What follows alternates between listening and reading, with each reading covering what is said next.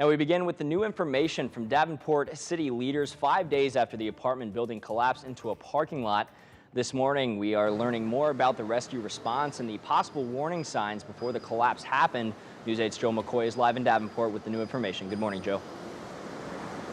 Good morning, Charlie. Yes, this morning, crews began putting up these blue tarps that you can see, and more crews have been brought in, including large machinery that has begun pulling away parts of that building and also looking through the rubble. Iowa Task Force 1 from Cedar Rapids is here. They say they have about a 50-person crew on site. They began shoring up that exterior wall with some woodwork to hopefully prevent the building from falling more. But they said because of the heat, the building is in constant expansion, and that they really have to listen to the building to determine what parts of the building are safe to go into and which ones are not. Mayor Mike Mattson at the press conference this morning saying they cannot disclose if any bodies have been found, but I asked him if he would have felt comfortable having himself or his family live in that building before it collapsed.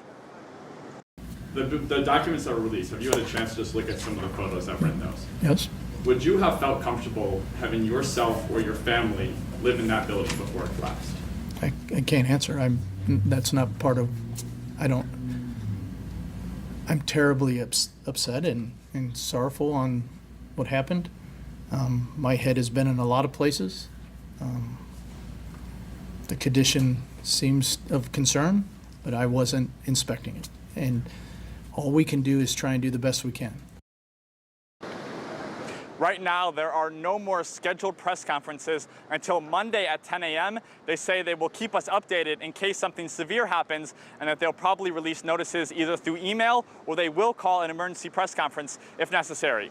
In Davenport, Joe McCoy, WQAD News 8. All right, thank you very much for the information, Joe. Friends and family of those still missing in the partially collapsed building are still camping out on the scene. They watched as crews began digging through the rubble, searching for the three still unaccounted for. Those people are Brandon Colvin, Ryan Hitchcock, and Daniel Prian. Davenport police say they believe Colvin and Hitchcock are still at the building site. Police working with the VA to try and locate Prian. Family members of Brandon Colvin telling us they wish the city would have started digging through the rubble sooner. I feel bad because I feel like it took us a long time to get to this point for them to actually do an accurate search through the building and actually come down here and start moving the debris. You know, it's a process, so it was a long process, and I believe it could have went a lot faster if we wouldn't have had the, a lot of stuff with the city going on. And Mike went on to say that God is the best of planners and is calling on everyone to come together to get through this challenging time. The city of Davenport is giving $6,000 in aid to each household displaced from the collapsed building. Households in adjacent buildings can get $1,000. The city is also offering $25,000 to businesses that were inside of the building and $5,000 for businesses adjacent to the building.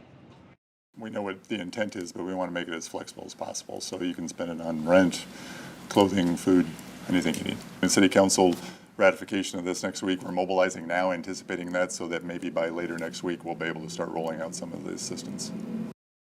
You can apply for the aid tomorrow at an event hosted by the Red Cross. It will be at the downtown Davenport YMCA from 10 to 4.